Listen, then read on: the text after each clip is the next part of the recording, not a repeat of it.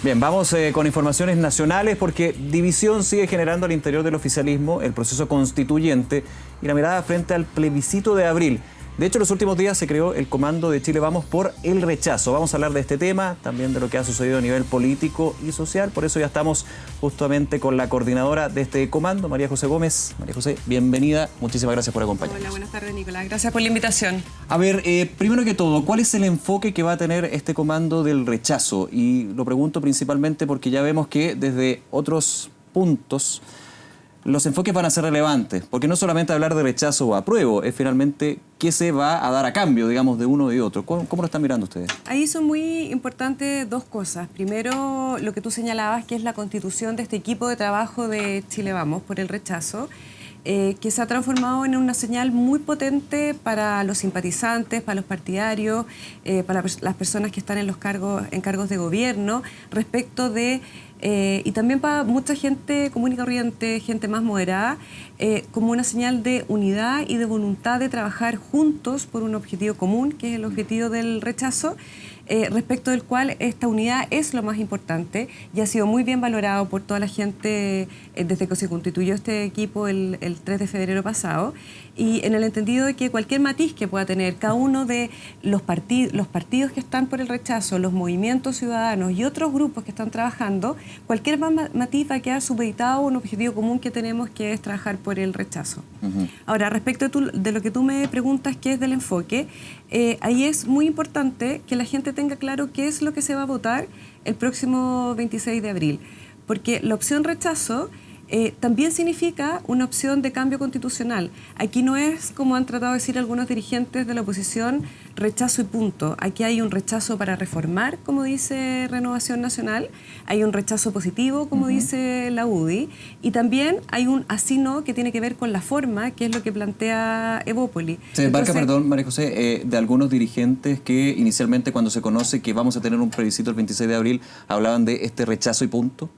Finalmente defendiendo lo que es la actual Constitución y señalando que es una Constitución que ha tenido muchas reformas. Respecto del grupo en el cual yo trabajo, en el cual quise participar principalmente por esto, por lo que yo veo, por el espíritu que hay aquí de hacer un trabajo unitario, no hay ninguno de ellos que haya planteado un no y punto. Renovación Nacional presentó una propuesta con 17 puntos para reformar la Constitución que abarca los derechos sociales, las instituciones políticas, incluso propone un régimen semipresidencial. La UDI ha sido también muy clara y lo dijo su presidenta, Jacqueline Van Rysselberghe. Ellos han propuesto tomar como base la propuesta constitucional que hizo la presidenta Bachelet y que quedó enviada al Congreso, hacer indicaciones sobre eso y hacer cambios. Y Evópoli habla de una constitución liberal. Entonces aquí va a haber un cambio de todas maneras. Lo que es muy distinto y que es el camino que nosotros ofrecemos es el cómo. El cómo nosotros pensamos que es mejor un camino institucional, un camino donde no se parta de cero, donde no haya una lógica refundacional, donde hay un espíritu de acuerdo, de entendimiento, de diálogo, de que cada uno se respete y cada parte escucha al otro y poder llegar a un acuerdo.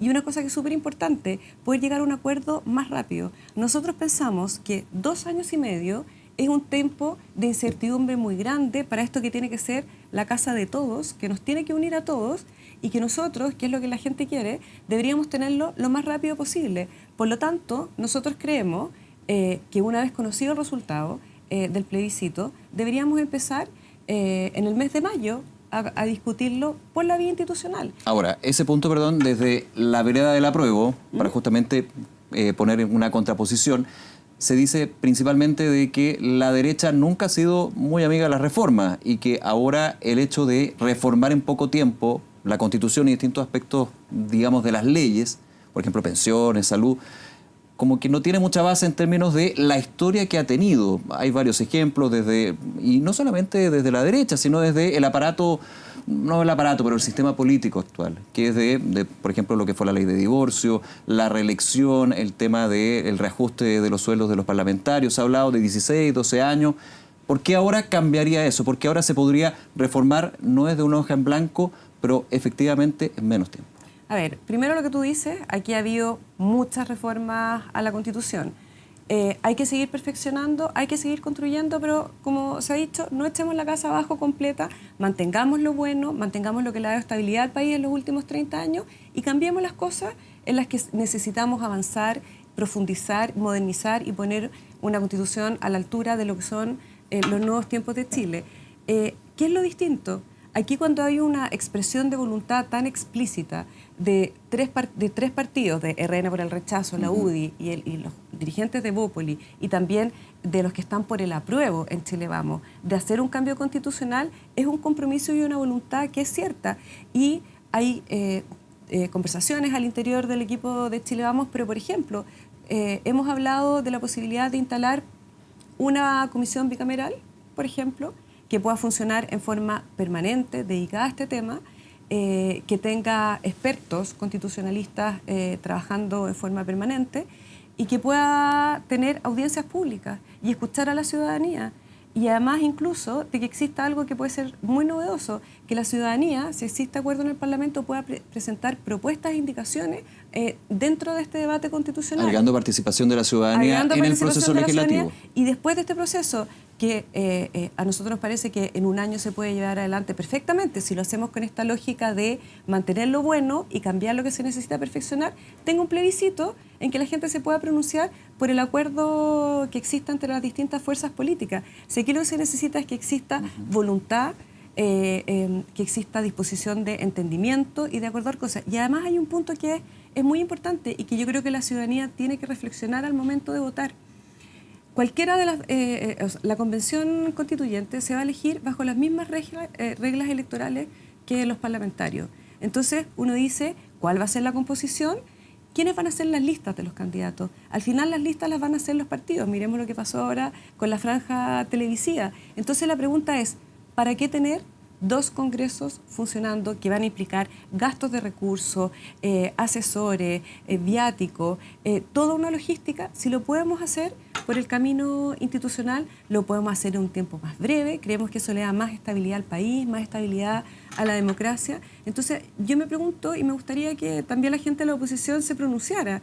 Si gana el rechazo, si están dispuestos, aquí y ahora, como dijo alguna vez un presidente de la República, a discutir a partir de mayo. Y empecemos a discutir la Constitución y demos respuesta a esta necesidad, a este anhelo que tiene la gente, pero tengamos una Constitución vigente, nueva, legitimada el 2021 y no el 2023, porque el proceso constituyente implica que vamos a ir a un plebiscito, en octubre se va a elegir a los candidatos. Estamos hablando mínimo 2 años, es un proceso que ya está establecido.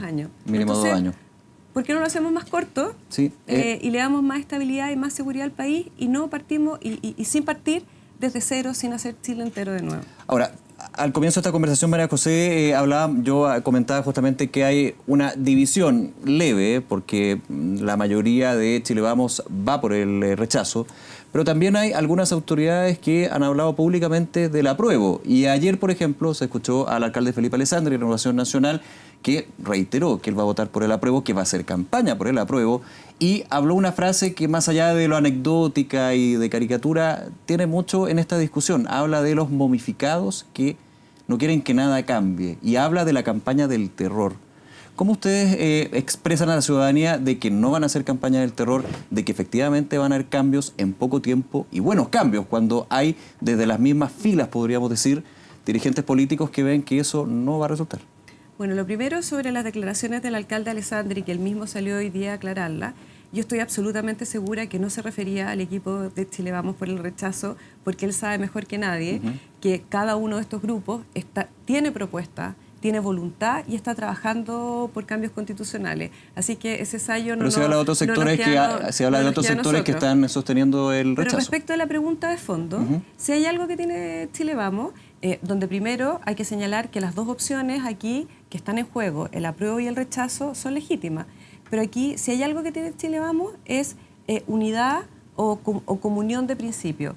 El día después, quienes han estado por el apruebo y quienes han estado por el rechazo, muy rápidamente se van a poder poner de acuerdo en una propuesta constitucional común, porque si hay algo en lo que no hay división y que no hay discrepancias ni problemas al interior de Chile Vamos, es los principios que hay que que hay que defender en la Constitución. Pero si hay discrepancia con el otro lado del espectro político, y ahí está el problema. Sí, hay discrepancia, pero también sería bueno, porque así lo está haciendo varios de los partidos de Chile Vamos, que ellos señalaran cuál es su propuesta constitucional. Porque, por ejemplo, el grupo de parlamentarios RN por el rechazo hizo una propuesta, como yo te señalaba, de 17 puntos, donde habla el rechazo de cómo... por reformar. Por reformar, pero donde hablan de los derechos sociales, de cómo mejorarlo y fortalecer, de cómo establecer un Estado solidario. Entonces, me gustaría que también en la oposición haga lo mismo. Y a lo mejor vamos a encontrar que hay muchos más puntos de acuerdo y que se puede avanzar mucho más rápido y no tenemos que ir a este proceso largo y de 2 años.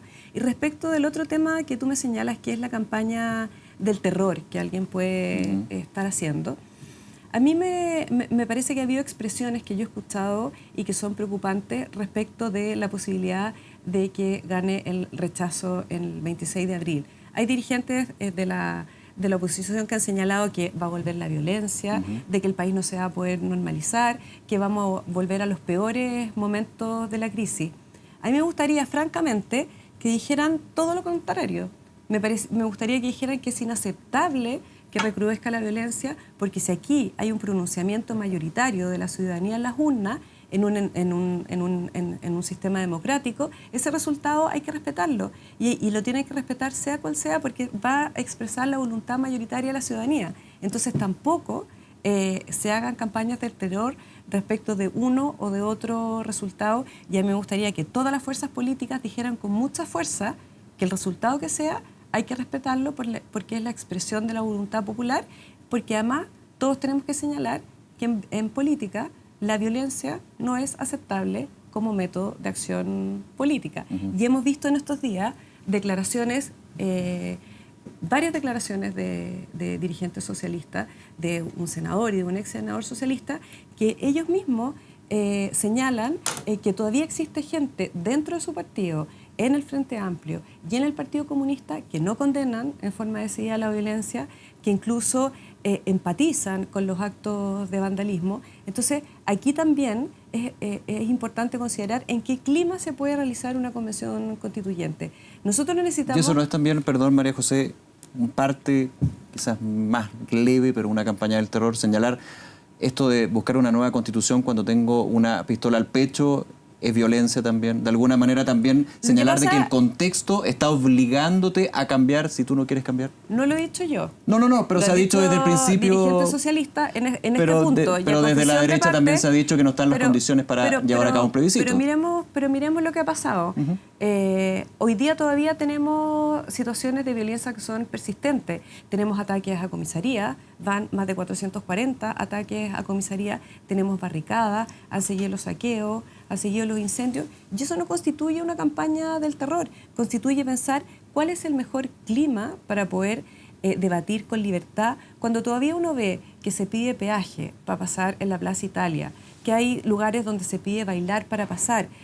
Uno dice, bueno, aquí, ¿en qué clima se va a dar una convención constituyente? Se rompió el Estado de Derecho. No es que se haya roto el Estado de Derecho, pero ¿qué libertad van a tener los convencionistas, los convencionales, para poder debatir libremente si afuera lo está esperando una funa? Si ocurre, como ha ocurrido mucho en los últimos meses, que le ponen la dirección en las redes sociales, que le ponen los teléfonos en las redes sociales, entonces uno se pregunta si ese es el mejor clima para abrir un debate constituyente en una convención y además en un periodo de tiempo tan largo. Entonces a nosotros nos parece que le da más estabilidad a la democracia, le da más estabilidad al país respecto de las reglas del juego, de esta casa común que tenemos que tener, que nos tiene que unir a todos, si lo hacemos en un plazo más breve y por la vía institucional y incorporando espacios importantes de participación ciudadana que son muy importantes y que le van a dar legitimidad al proceso que se haga y que también es legítimo hacerlo por la vía institucional. Bien, María José, se nos termina el tiempo. Muchísimas gracias nuevamente por acompañarnos. Gracias a ti por la invitación. Muy bien, nos vemos.